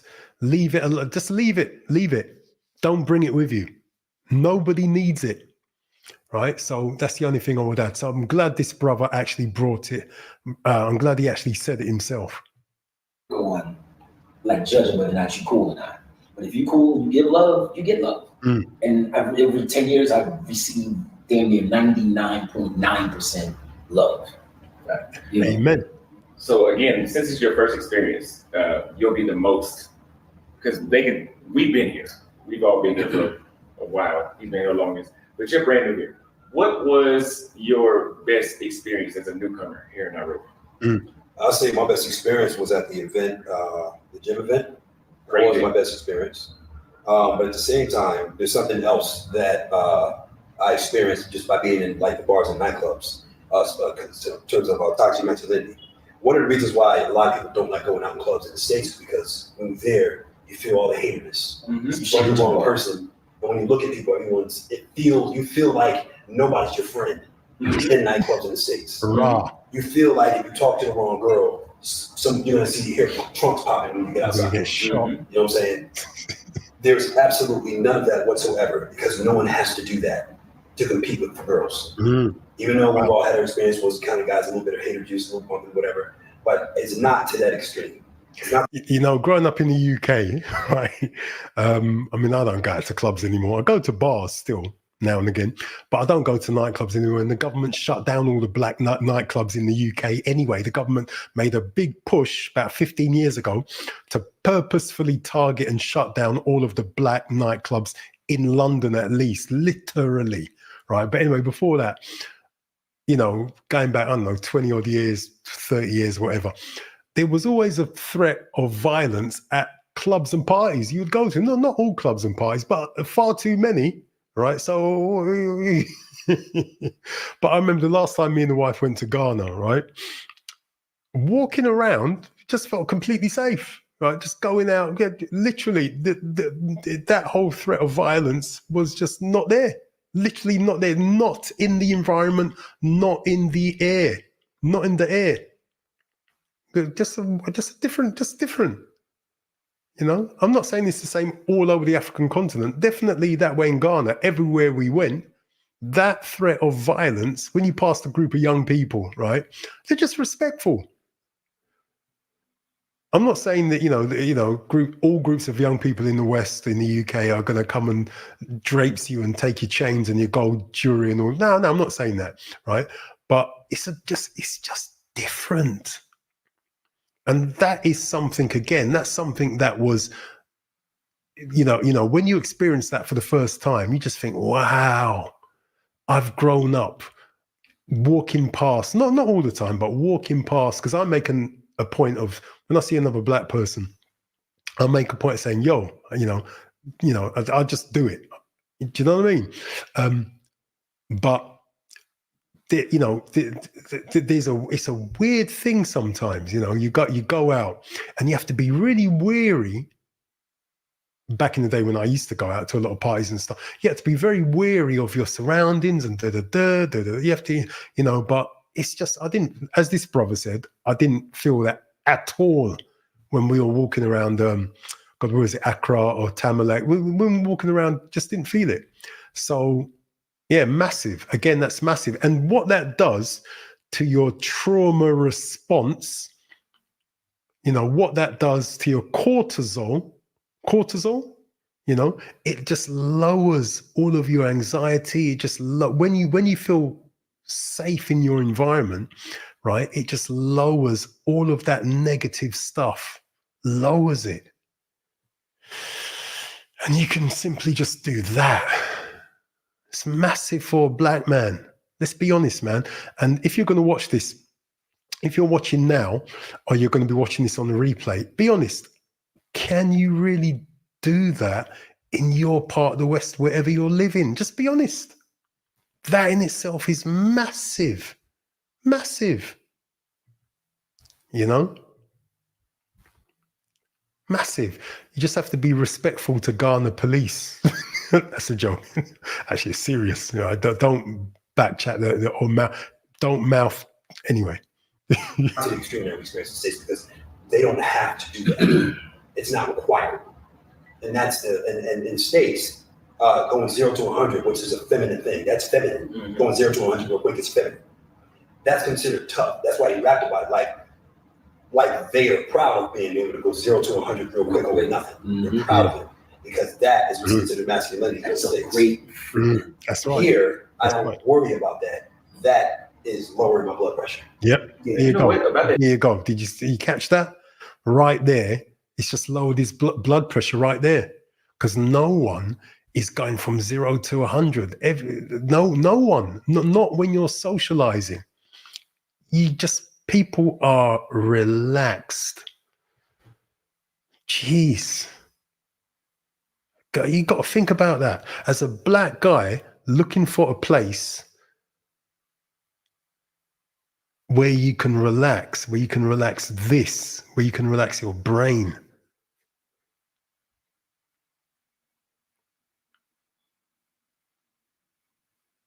Listen, right? I've said on my channel before, and I don't mind saying it again. In the UK, in London, you've got a mental institution called Springfield Hospital. Go and Google it, right? One of my older brothers was has been in and out of Springfield since he was about 18 years old. I used to go and visit him. At first, as my older brother, I never used to accept that he was mentally ill. I never used to accept it. Right? But it became obvious after a while when he used to say that his mother was Diana Ross. He used to tell our mother that our mother kidnapped him, right? And his mum is Diana Ross. That is, guys, if you want to put comments in the chat, do so, right? And like the stream as well. Make sure you like the stream and subscribe to the channel if you are new here, right? But anyway, my brother used to say that his mum was Diana Ross. He used to tell all of us, I'm the youngest out of 5 boys. He used to tell all of us that his mum's Diana Ross. He used to tell our mum that his mum is Diana Ross and that our mum kidnapped him at birth. Right? And so when I used to go and visit him at Springfield, right? Listen to this. We had two other brothers. When I say brothers, I mean friends. We had 2 other friends in Springfield Mental Asylum, because it's an asylum, it's a mental institution, it's a madhouse. I used to go and visit all 3 of them at the same time. All 3 of them grew up with all 3 of these. Well, obviously, my brother and 2 other brothers, friends, right? I used to go and visit them at the same time. And it was, part of Springfield Hospital is an open hospital, right? So you could sit there as long as you're not on the secure wing. You're allowed just to wander around the grounds, go and sit on the ground, sit on the bench, right? And you could smoke, do what you want. So drug dealers used to come in onto the grounds, right? Sell these patients drugs, It's mental, right? And I remember once I went to visit him, that's what was going on. And it was another friend, right, that we grew up with would come onto the hospital grounds to sell them drugs. And I was just thinking, wow. But that's a side conversation. But what struck me was, you may not know this, if you're going to watch this on the replay, or if you're watching this from somewhere else in the UK, what you don't understand is instances of Black mental ill health in the UK is way above the numbers as what it is for the whole white population. But yet instances of poor mental ill health on the African continent is the same as it is for white people in the West, in white countries. You got meditate on that. Think about it. You're more likely to have better mental health in an African country or a Black country than you are somewhere in Europe or the UK or Canada or North America. That is a statistical fact. I'm not making it up. Go and check the Mind website, MIND. And I've spoken about it many times in this channel. And honestly, a lot of Black men in the West don't want to acknowledge this. You know, I sat there and watched my friends, male friends and female friends, because I had a female friend in there as well years ago. I sat in this country growing up and watched my friends go crazy in the UK, male and female. Some committed suicide. A lot of guys went off their heads. Some turned to drugs and drink, in and out of prison.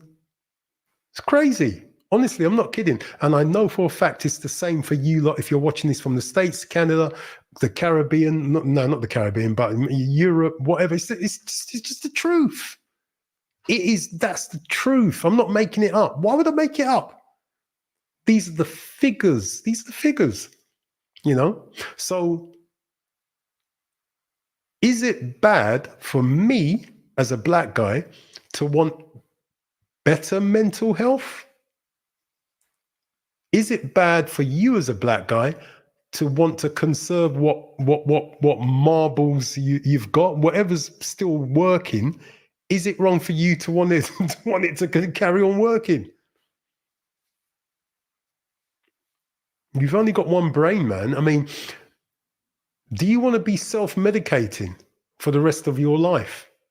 It might be, I don't know, it might be pornography, it might be drink, it might be drugs, it might be weed, it might be, I don't know, it might be some crazy addiction, it might be, I don't know. Come on, man. But anyway, what this brother just said here, whoa, I want you to hear it again. Just rewind it a little bit. Here, I don't worry about that. That is lowering my blood pressure. Lowering my blood pressure. Did you know that Black guys in the West suffer from high blood pressure, diabetes, type 2? It's crazy, man. To that gym one time, and when you went there, it was just as many people walking up speaking to him. Like I've been going to this gym I've been at the gym like 4 months in total since last year. And there was just as many people walking up speaking to him, and he only been there one day. Mm-hmm. That's how friendly the people are here. It felt like you could walk up. And again, that in itself, right? Listen, I don't know what it's like in the States, but I don't think it's much different to the UK. You have a lot of, and I've spoken about this again previously on my channel, you've got a lot of Black male, what I call lone wolves, right? Just basically Black guys living solo, flying solo, living solo, right? Just no friends, just no friends, right? You know, just literally you get to a certain age, literally your friends might be, you know, dead, mad, crazy. You know, a few of them may have gone to another country. I mean, I've got friends that have literally emigrated to other countries, but you find yourself living a lone wolf lifestyle, right? You know, you may have 1, 2, 3 different women, but they're not your friends, right? Do you understand what I'm saying? So what this brother's saying is, you know, just people being friendly, neighborly, community, all of that stuff. It's crazy. And you may argue, and I agree to an extent, that life is what you make it. Wherever you are, you build your own community, all that sort of stuff. And I get all that, and it is true. But it's the nature of what these guys are saying is that it's the nature of living, how people live in their part of Nairobi, wherever they're based, and that's it's just different. I didn't talk to anybody. Yeah. Nobody had that hostility you're talking about. Everybody was there for what the meeting was there for, just to kick it and have fun and socialize. Events in Kenya, social settings, are actually social settings. You go to a bar in Dallas somewhere, it's not uncommon for you to walk up to a chick and she's like, I don't really feel like being bothered with today. Well, you could have drank that Black Label at home. My vibe. What about my vibe? I came out here in public to kick it. We're not walking down the street and I'm just stop you. That's different. But which is also ugly, but it's different. We're in a social setting. You go to a bar here in Kenya, you go to Ibiza, you go to Oyster Bay. Even if a chick's not feeling you, like she's not gonna be so cold shoulders. It's not an inconvenience to be a man here. Yeah, definitely. Wow. And I think like the vibe, just got to do a stream about that. Inconvenient to be a man. No, I'm not going to go back there on that one. I'm not going to do it. Not going to do it. Not going to do it. Forward. Be positive. Look at solutions, not just the problems. That is the focus. That is the focus. That is the focus. That is the focus. Stay on track. Because like me, I'm an explorer, so I got outside of the box. So I've been to areas that a lot of people were not going to go to. Like I've been in Pipeline, I've been in Kibera, I've been in Zinneman, I've been in Marera. Like these are the places I'm naming are like not the safest for you to go. And even there, like nobody tried to press me. Like they see me on walking around my camera, shooting videos, and people was like embrace like, bro, Jersey and go to the projects and walk around. You get robbed. They taking everything from you. Jersey and go to the projects and walk around. You get robbed. They taking everything from you. But when I went to an area like that here, like I felt like, damn, I could probably just hang out here. Like it's like, yo, you gonna come to the bar, you gonna get a drink? Like I took a shot of Chrome, like all my kids, I know Chrome is. Took a shot of Chrome with a couple of dudes and chopped it up with them. Like there's no way you can do that in the States. Like I don't think there's most countries you can't go to somewhere like that and just hang out with people. And they know that you're not from there. They know you got a bunch of expensive equipment on you, and they still want you to chill with them, and they still showing you. That's all good, but personally, I wouldn't do that anywhere. That's just me, and I don't advise anyone. I mean, it's nice that he can go and hang out in wherever he's describing, but personally, I think, don't take. When it comes to that, don't take any chances. So that's just my personal advice to anyone who's going to watch this. Look. So I don't think it's just like the events. It's like it's something about Kenyans that they just want people in their country to feel comfortable. Everybody. And it's almost to the point of their own detriment, which is crazy. Like I never seen people who were so welcoming and they will bend over backwards just so you could have a good time. And like that's what really made me fall in love with Kenya. Like I never want to leave here because like once you experience that energy, like you can't go backwards. Like there's nothing above that. And every other country that I go to now, I feel like I'm always comparing like, damn, in Kenya they do this, or Kenya they do this. And I know it's kind of bad. I just want to say that's why you have to respect the country. You understand? I know it's probably not the best mindset, but it's like they treated me so well here. It's like I can't help but do it. Right. I don't know if y'all feel like that. I ever had experience. I wanted to jump on top of what you just said. 9 years ago, me and this cat named Kevin Ashley, was a dude from LA, from California, who started Java. I just want to say one little thing. These guys are knocking. I don't know what they're drinking there, man. I see Black Label. You see, I don't really. I mean, I like the taste of whiskey and all that, and all the rest of it, but I don't really drink like that, man. These guys are knocking it back. So I don't know. I know Auston Holleman likes to have the image of smoking cigars and drinking drink, right? But nah, man. This. Nah, I'm not doing any of that. I like my liver. I like my lungs. I love all that. I mean, and I'm not 18 no more, man. When I was a kid, I used to smoke and drink, but I'm not doing this now. Nope. I value my body, man. My body's a temple of the Holy Spirit. But you know what? Each to their own. He started. Cool ass cat. Our kids went to ISK together, this international school in Kenya, and we didn't like the basketball program there, so we created our own basketball program. And then we merged with a team out of Cameroon, And we created this organization called FAM, where we merged like kids from the slums with kids that went to private schools. They could all play basketball really well. So there was a tournament in Kibera, and what I like about what he said is that he actually added value to the community, because it's worth doing. You see, the thing is, if you're living somewhere in the West, right, and let's just say you are a divorced man, you know, why? Even if you're not divorced, right? But you know what a lot of people don't understand is that men have to have a reason. Men have to have something to gain in order to pour themselves into a country, a situation, an environment, to give. You know, if men are not going to get anything tangible back and just be called toxic, then why would men, any man, do what this brother is describing? Do you get what I mean? Get young people together, because they're not his kids. You could argue that he's had his kids. They're in the States. His ex-wife, he's divorced. His ex-wife has taken the house, the money, and the kids, and all the rest of it. He's gone to Kenya, right?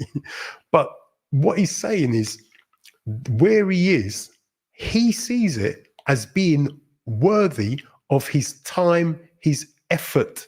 He's not, I don't think he got paid to do any of that. That's a lot of work to do that kind of work with young people. I know, because I used to be a youth worker 20-something years ago. It takes effort to work with young people. So anyway, this guy, this is what he's describing, the work and time and effort that he put in to a new country, a new community, working with, you know, you could call them underprivileged kids and kids that come from a more moneyed background. That's massive. That's massive. He sees it as being, you know, his time and effort as being worth it. But anyway. He was like, yo, my security team saying we should go. And then I was like, all right, well, let me check with the embassy, and let me check with like some of the people I was working with at this advertising agency. It was all Black Kenyan advertising agency. I was like, yo, I'm supposed to go to Kibera on Saturday for a basketball tournament. And all of them was like, don't go. We go. And I was like, I called Kevin, and I was like, everybody's telling us not to go. He's like, yeah, everybody's telling me not to go. I was like, you know what that means? We going. He's like, yeah, that's why I love Kevin. Cool ass dude. Love that brother. And I say love that brother, and he's a white dude, but he gets a pass to the picnic, like 1,000%. Yeah, he gets all the potato salad he wants 25, 30 times for tournaments. There late nights. Never had a problem. Not the slightest problem. I've been to Mathari, Moja, Kamrock, Eastleigh. You know how to move. So I'm just going through. Take those same, as long as you come humbly, still keep your eyes open, you know, but you come humbly. Every place is really safe here. It's a good word. You know, I've never had a problem in the slums. I've never had a problem walking the streets of Westlands or in Kilmani. So basically, you keep your wits about you. You're humble. You don't come as if you're basically bringing some revelations that local people don't already know. And you come and you add to their community and you join in. Right? Do you understand? You come with a humble mindset, right? And all of that good stuff, right? Don't act like you're bringing some great big solutions that they haven't thought about, but you come to add to the local community, right? And basically be an asset, not a liability. Well, that's really, it's just love, but you gotta be cool. Can't be a dickhead. Yeah. There you go. You know? Okay, so is there any other thoughts that y'all have before we hit the final question? I would only say, like, people question if they would feel comfortable here, the kind of characteristics that we know of, and we get lumped up in the same boat in the United States when Black people move so differently. When you move different here, it's recognized. No one's going to see you as, well, it's just a bunch of Black people. When you show up different, it's recognized that if you GQ style, that you're going to be seen as a GQ style American man, not American, just one of those Black guys trying to fit in or something like that. If you're a cowboy, and we all know that you come up like a cowboy, you're a nerd type, or you prep your office type. You know what I'm saying? Or you talk really, really uppity or whatever like that. All those kind of things that you've been called the educated lane here is all good here. Wow. It is all good here. You might, and that's lovely, right? So did you hear what he just said? He just said basically, if you're what Westerners like to call an educated lame or a nerd, I was just having this conversation, was it yesterday or the day before? If you're a nerd, an educated lame, if you're any one of these, if you're looked at in a negative light in whatever Western country you come from, right? That's not necessarily going to be the case in Kenya, right? There is a place for you, right? There's basically a more respected place for you. So that's kind of cool. And find yourself being well respected from the upper echelon of Kenya because they like that here. It's respected here. They want brains, right? They're looking for brains. They're looking for brains. They want brains, not just they're looking for brains. It's as simple as that. So the bandwidth of what you can be as a black man is a lot wider than what it is in the West. Wow. The elites move like that. The elites talk like that. That's how they do it here. So this the BS crowd, the dudes that call you talking white, those kind of dudes, y'all won't like it. We don't even want you here anyway. Kenyans speak better damn English than most Americans do. Y'all not welcome here. So that's one big thing. But at the same time, those are the kind of people who should be traveling anyway. The dudes who say we talk word. They don't come out. They don't come out anywhere. I don't even want to see you in the DR. So James, pretty much that was my closing question for people that have concerns about coming to Kenya. Get the rest of it. So pretty much you just read my mind and you just did that. So what is one concern that people have when they want to come to Kenya, Bobby, that you can address and prove wrong, I guess?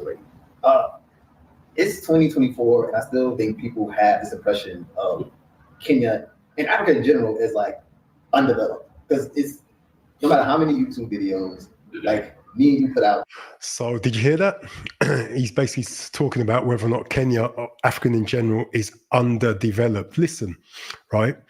You need to go. Don't believe the hype in Western media about any African country. Go and visit for yourself. You will be amazed. I've never been to Kenya, but I've studied Kenya. I've studied the whole African continent. I've only been to a few African countries, right? But believe you me, right? Any African country you're going to go to, right? You're going to be amazed at the level of technological development and building. And the whole of Africa, the whole continent is a building site.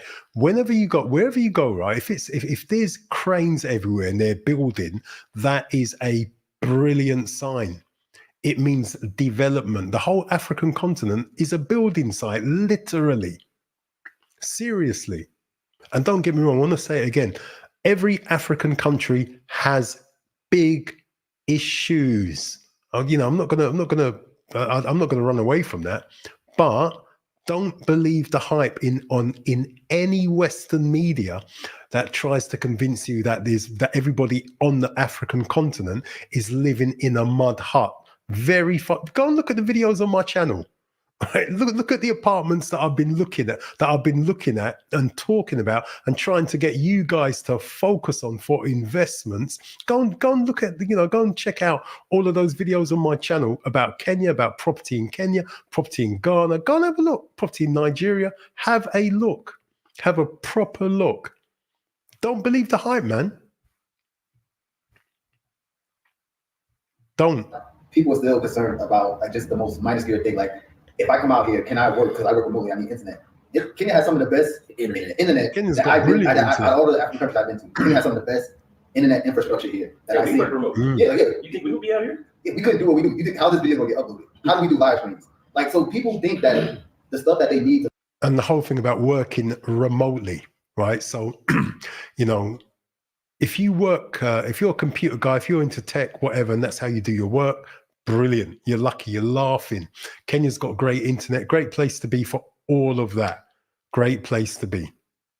To live their best life is not out here because the media has portrayed Africa as this hut somewhere and then no. Right now we're in the premium area. We're in like the Westlands. Like if you come here, you probably damn near forget that you're in Africa. Like this is comparable to any like U.S. city. We got like Microsoft headquarters over here. We got BMW. We got a Mercedes Benz. No, a BMW dealership right there. A Land Rover dealership. So, but people are always thinking like, yo, like, what am I gonna do if you come here and you connect with the right people? We can show you how to live the best life. Do you want to live the city life?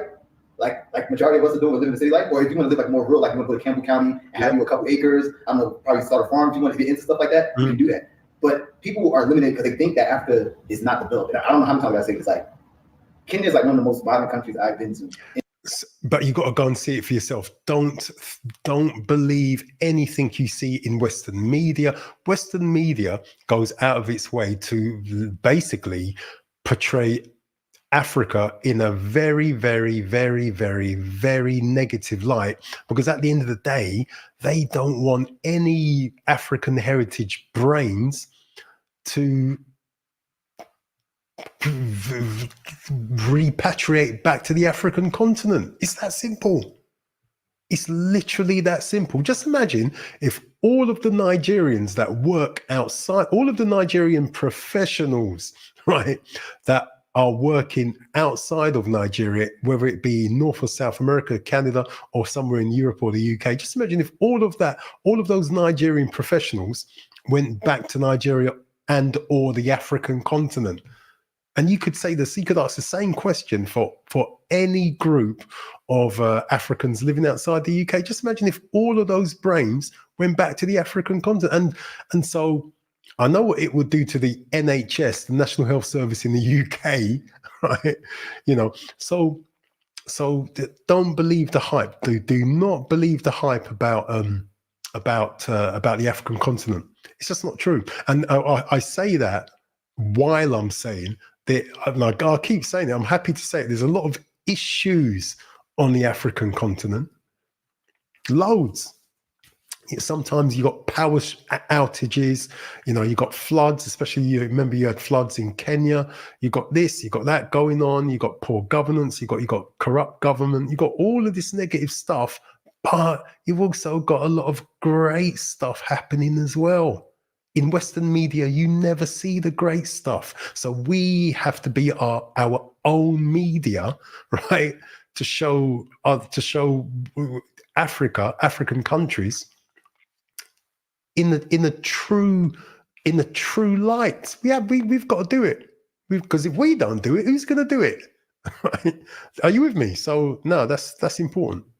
In general, like I'm talking about not just Africa, in the world. So you can live your best life out here. You can design your life how you want to do it. So stop letting the nonsense. Okay, am I gonna have internet? Oh, am I have running water? Like somebody said, oh, running water is a problem. Like, am I have to make a well for my house? Like, how would you need to build a well for your house? Like, you have an airport. You know, they have an airport too. Yeah, like it's ignorant. Like you can't even imagine some stuff that get asked and that they're concerned about. That's why I say if you can link up a network like we have, and we can show you the way, you wouldn't have any problem. It's basically okay. It's like moving from New York City to Houston, or Houston to Atlanta, if you have the correct network. I don't know. As far as like upscale, what do you think? Troy, you think your crib is upscale enough? I think it's pretty. I think it's all right. It's less. And even though, look at this apartment. This is a nice apartment, man. From what I can see here, look at the kitchen area. Talking ovens. But that's the kitchen area. Nice sofas. 10 years. I don't know how much this place costs. They say they're in Westlands. I mean, I've looked at apartments on my channel in Westlands, so go and check them out. This is a nice apartment, but trust me, the amount of money you're paying for this in Nairobi, Westlands, trust me, there's no way you could afford something like this in any part of, well, you could afford it depending on how much you earn, but it would cost a lot of money in London. Trust me. This size apartment, this open plan, this size apartment, this type of apartment would be expensive anywhere in London, anywhere in the UK, looking at it, because this is at height. It looks like it's some sort of penthouse apartment, the size of this living space, the quality of the furniture. This is a nice apartment. It looks like it's got high windows. This looks like a balcony on that sliding door. This is a nice apartment, man. What is the number one concern you hear from Americans in specific when you say, oh, like I'm in Kenya, and they're like, well, isn't there just a bunch of lions over here? Like, what are some things that they say that you can? Well, I'll say over 10 years, I've seen a change in African Americans' thought process on Africa. And I always say this: there were two things positive. I hate to get political and shit, but I am. That was positive for our community with Donald Trump being our president. One, every African American, I don't care if you had 4 degrees and you made $20 million a year, or if you was a janitor, you got slapped. I call it the white slapped. Everybody got slapped while he was in the presidency. And racism showed its ass at the highest point since damn near maybe slavery. People you didn't think were racist showed their racism. So it made a lot of black people say, damn, no, I thought this country, those that thought the country was cool was like, maybe this shit ain't as cool as I thought it was. Yeah. Like, the stress and this, maybe there might be other places, for us to live, and vacation and to check out. Hence the influx of African Americans to Ghana and here and other places in Africa, places in Africa. Hence why damn near half the playlists in all the urban cities play African music, Afro beats, and I'm a piano and Afro house in the States now. Absolutely correct. I'll come back to this in a minute. And the other side of it is this, right? The world is, in terms of access to information, the world is a smaller place. You don't have to rely on mainstream TV to find out about anywhere. You can do your own internet research about different places to live, different places to be, other ways of living. You could do your own research. You don't have to rely on just mainstream radio or TV. Those days are gone, man. I honestly, I don't have a television. I do in the UK. You may not know if you live somewhere else on planet Earth and you're watching this. In the UK, if you've got a TV, you've got to pay a TV license. I got rid of my television. I don't watch TV anymore. Mainly because I'm doing up the house and I haven't got around to the living room. So I had an old TV, I threw it out, right? But I just thought, I don't miss it. I don't miss it. I do not miss not having a television. I don't want to sit down there frying my brain with Sky and I don't want to do it. So I got rid of it. Don't pay the TV license. It's the best thing I've ever done. Try it. Try getting rid of your television. Because it's a source of propaganda, negative media that goes into your brain, and very little of it edifies black men. Very little black people. Very little. Very, very little. And that includes all Tyler Perry movies. Although I admire the fact he's got his own company and he effectively only relies on, if you like, the black economy, but he just makes crap. but anyway. Hence why there's lots of actors from this country now, not just from this country, but from the continent that are doing great in Hollywood now. Hence why there's so many African athletes now in the NBA and in NFL and stuff like that. Like that whole thought process of Africa is just a bunch of babies with flies on their lips and war and famine is being washed out. It's negative. And people are doing their research. And I love it, because the conversations that I had 10 years ago are way different than the conversations that I have now. There you go. There you go. And I've seen the progress. There you go. All of those different facets over the past 10 years. And I think it's beautiful because we need to open up our minds. Everybody else has homes. We don't.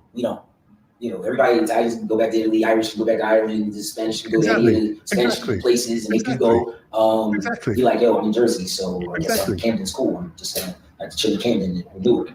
I have a place to go. Italians can go back to Italy. All these different people can go back to their countries and all the rest of it, and that's great. But guess where? If you're of African heritage, which is what you are if you're an African FBA ADOS American, if you're Jamaican, Bayesian, come from Trinidad, or if you're Haitian, right? If you come from somewhere in the Caribbean, guess what? You can go. You can go and visit the African continent. You're allowed to. Don't believe the hype. Don't believe the negative press about the African continent. Don't let people that don't want to. Here's one. Do not listen to people about Africa that don't want to give you reparations. Don't listen to them. Don't listen to them. Don't listen to their media. Don't listen to anything. Yeah? Don't. Really go home. And I think it's important for us. I've always said this. I know this is a long-ass answer and shit. That African Americans will never reach the point where we're supposed to reach until we build that bridge to this continent. There you go. Totally agree with that.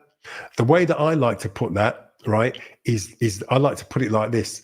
Africa is the seat of Black self-respect. Right? And I know some people don't want to acknowledge that. That's just what I believe, right? So the way that this brother put it, you know, there you go. Very important point. You know, we are no man, to use that phraseology, no man or no group of African heritage people outside of Africa is an island. Whether you want to believe you are or not, you're not. Let's listen to that again. Reach until we build that bridge to this continent. Building that bridge, man. Africa as a whole will never reach the superiority and the leadership and the power that it should have until it builds that bridge to Africans of the diaspora around the world. So those bridges are built, we always gonna be chasing our tail. Wow. Always. Wow. Just chasing our tail. Wow. And once those bridges are built, wow, we'll be the leaders of the free society like we used to be. There you go. So if you guys are massive, he could have went further on that, but that's not the podcast. looking to make Kenya your home, which is my home, Troy's home, Bobby already says home. Soon to be home, right? We're gonna force years, going on 11 years. Nobody, I have a network. Well, okay, I think that's the end of that, right? So we got through that without YouTube doing what YouTube does, and without YouTube basically, you know, coming in and, you know, being the thought police. So thank you, YouTube, for just letting us go through that. Thank you very, very much. Thanks, YouTube. Thank you, YouTube, for letting us talk a little bit about the African continent. Thank you, YouTube. Thank you. Right, okay. Anyway, right, moving on swiftly. Listen, hope you got something from that, and subscribe to the channel, hit the bell, and all that good stuff. Right, okay, what we're going to talk about now very quickly or slowly is this, right? Let me do that. Oh, let me do this. We are going to talk a little bit about Nigeria. That's what we're going to do. We're going to talk a little bit about Nigeria. As you know, we have been focusing on, how do I do this? We've been focusing on automatic. How do I make this automatic? Actually, you know what? No, let me make it automatic. I'm going to show you a presentation. But anyway, we've been focusing on property of Nigeria, all of that good stuff. We've been doing all of that. But what we're going to have a quick chat about now are relationships. That's what we're going to talk about, right? In a very respectful manner, right? Because let's face it, one of the things, we don't only go abroad. If we're looking to emigrate as Black men, obviously we go for business opportunities, we go to set up business, we go to be pillars of the local community, we go to make friends and make contacts and build a life and find a church or find a mosque, or if you're atheist, just be atheist, whatever it might be. But you also might go for a relationship. It's just the truth. You also might go for or stay. You might stay. You might meet someone and you might stay. You might get married. You might just, you know, settle down, have babies. Even if you don't want to get married, you might settle down and have a significant other and all of that good stuff. And that's all great, right? So if I can work this out, let me do that. Let me restart that. We are going to have a little chat about that. All right, so let me do that. Oh, this is hard work. 1 minute. Let me stop sharing that for a minute. Bear with me. Let's do this. I don't often. Oh, there it is. Right. Okay. Cool. Right. So let's do that.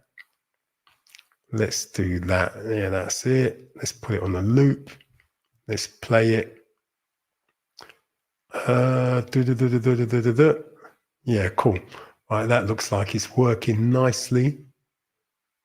Right, okay. So, yeah, cool. So we are going to have a conversation about ladies, Nigerian ladies. That's what we're going to do. We're going to have a conversation about Nigerian ladies. All right, okay, let's just make sure that it's doing what it's meant to do. Come on. What I'm doing, I am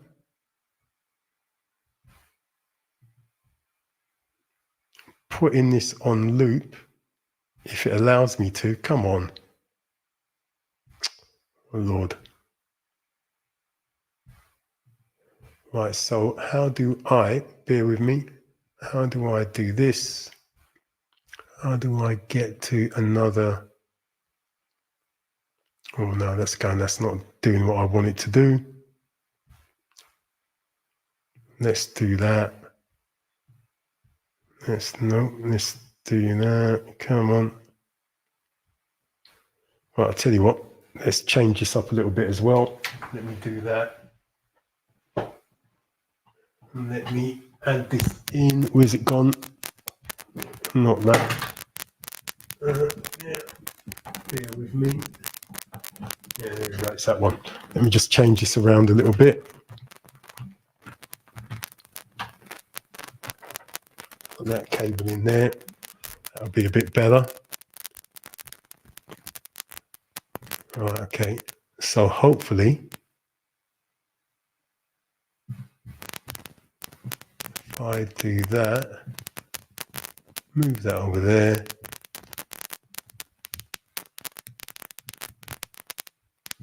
Right, okay, cool. So,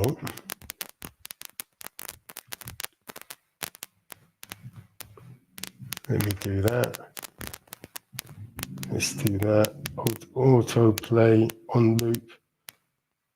That and that. Okay, cool. Right, lovely jubbly. Lovely jubbly. Adangbi, good to have you aboard, sir.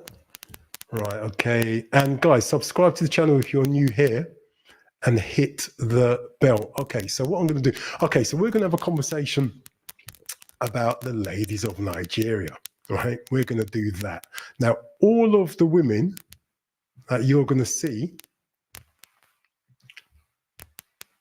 are of Nigerian heritage, are literally in Nigeria. Now, we've just been looking at Kenya. So we're going all the way over to West Africa, right? And the only reason, or one of the reasons why I'm doing this is because, remember, we've been looking at property, investment, and all the rest of it in Nigeria, right? So what I wanted to do, I wanted to show these women to make a point. Well, okay, so what's my point? My point is this, right? Nigerian heritage women, right? I'm 50% by DNA, right? I did my DNA test, as you should know by now. My DNA is 50% Yoruba. That's if I'm pronouncing it right. My wife is 50% Nigerian, 50% Ghanaian. My other 50% is from Burkina Faso. And I'm proud. When I found that out, I was actually proud. But the reason why I'm showing these women is because the bottom line is this, right?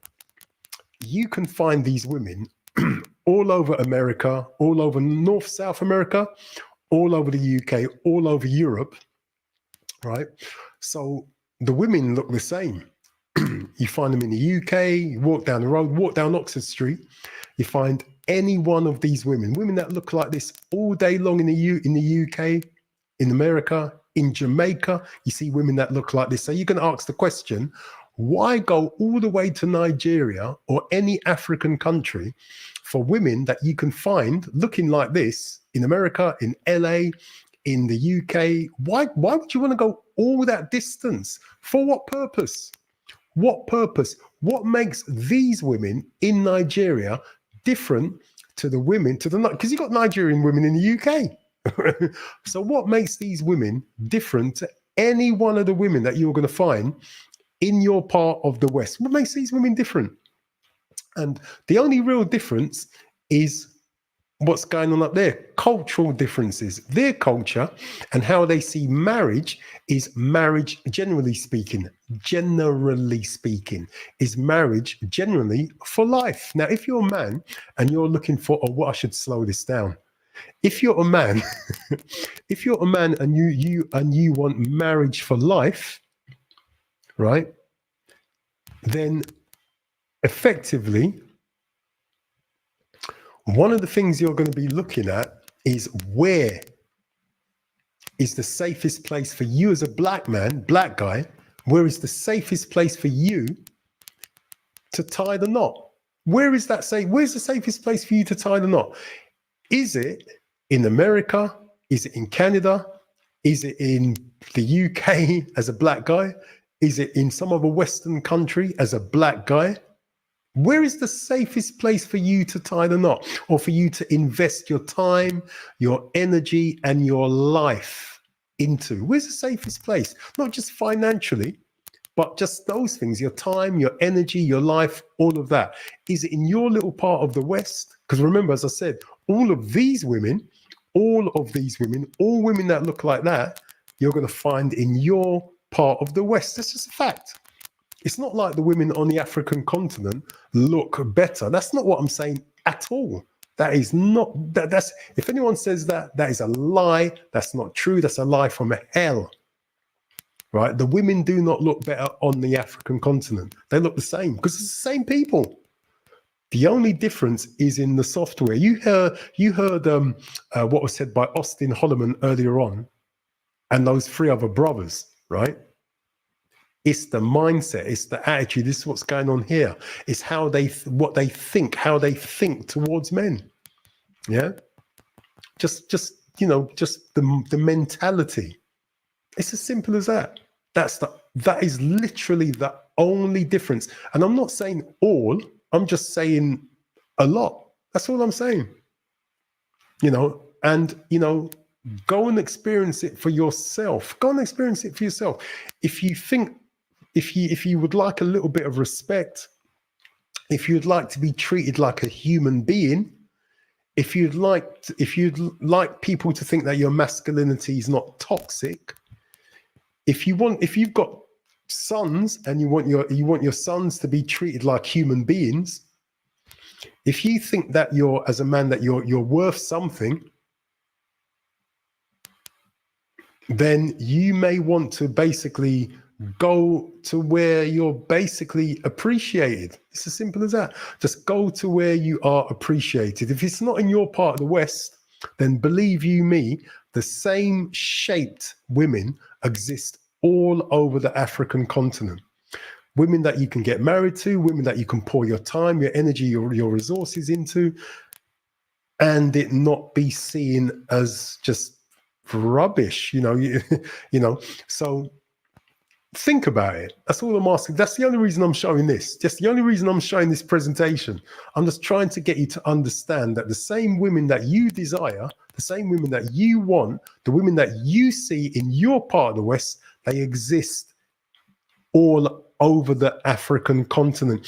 In this case, we're talking about Nigeria. These are all Nigerian women. Every single woman there is Nigerian. And the truth is, I could have said these women are Jamaican. I could have said these women are Black British. I could have said these women are all African American, ADOS. I could have said these women are all South American, because we've all got the same genes.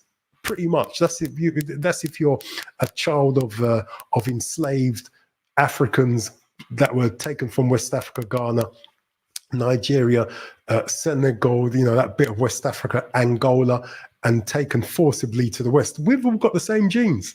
50% of my genes are Nigerian, Yoruba. The other 50% come from Burkina Faso. And that's the same for most, not all, but most Black people living in North and South America and the Caribbean. It's the truth, right? So if I were you, take a trip, if you don't believe me, for yourself and go and have a look. Go and have a look and talk to people, right? And learn, just talk to people and just ask questions, to interact with these women when you visit and just see the difference in mentality. In our part of the world, there's a sense of entitlement, but that doesn't exist everywhere. It really doesn't, and I'm not trying to slag anybody off. I'm not being horrible. It's just a matter of fact, it's just a matter of fact. Take a trip. And honestly, on that note, that's all I wanted to say. I didn't want to say anything else. I just wanted to say, take a trip. Go and see for yourself, guys. Go and see for yourself. And once you go, you won't want to come back. It's that simple, you know. And again, if you found your piece of heaven in the West, good for you. Stick with it, look after it, all of that sort of stuff. More power to you. All I'm saying is this is a great option for some of us. That's the message that I'm trying to get. That if you get that from this stream, right? If you understand that you're actually worth something as a black man living in the West, you are actually worth something, despite what the media tells you, despite what your workplace tells you, despite even what the women in your own family tell you, despite what social media tells you. As a black man living in the West, you're worth something. You are worth something. You're worth something. And there are women elsewhere outside of the West that would place value on you for being you. That you've got intrinsic value as a black guy living in the West. You're worth something. You know, you got value. So, you know, that's the message that I wanted to leave with you. And this is the way I decided to do it. So let me drop that loveliness down. Enjoy it. Watch it on the replay. Slow it down. Pause on the images. And I'll stop. Let me stop that. Okay, guys, Adangbi, thank you for joining us, bro. Listen, subscribe to the channel if you got this far. Hit the bell if you got any value out of this. Guys, I've been on 2 hours. I hope you got something from it. I am going to be streaming again on, let me see, probably on the weekend. Not sure the date yet. Where are we? It's Monday today. So I will probably stream around about Thursday, something like that. Yeah. So guys, it's been great. It's been good. Hit the bell on the way out. Adangbi, thank you for joining us, bro. And I am out. Take it easy.